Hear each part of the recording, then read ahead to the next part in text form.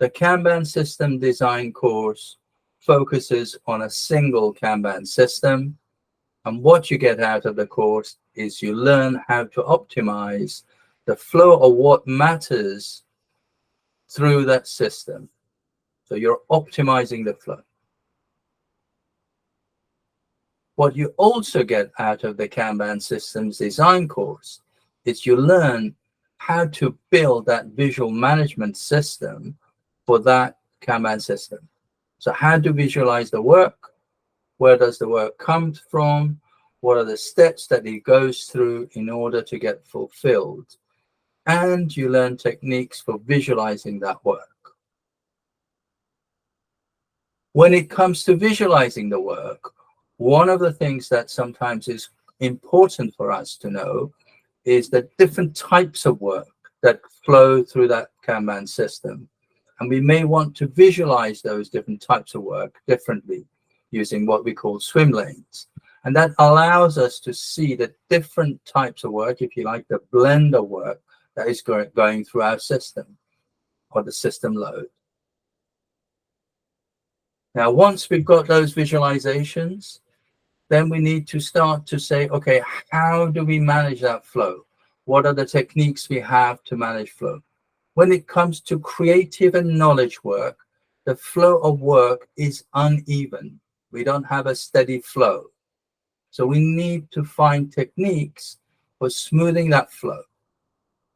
We also need to know how do we manage the work items in progress so we don't overwhelm the team or individuals or the system.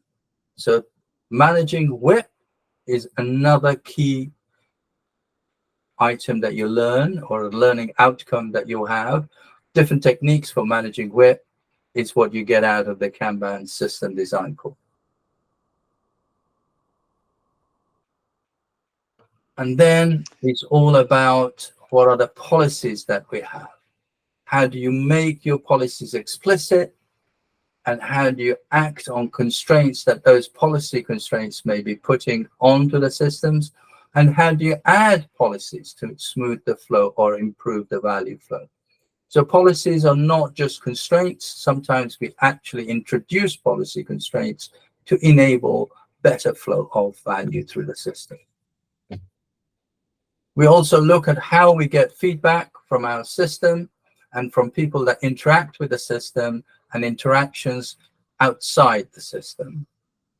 So in summary, by attending the Kanban System Design course, what you learn is how to visualize the flow of work through your system when you put a Kanban lens on it, understanding the different types of work that come through, what the workflow steps are for you from getting the work in and having it fulfilled and delivered.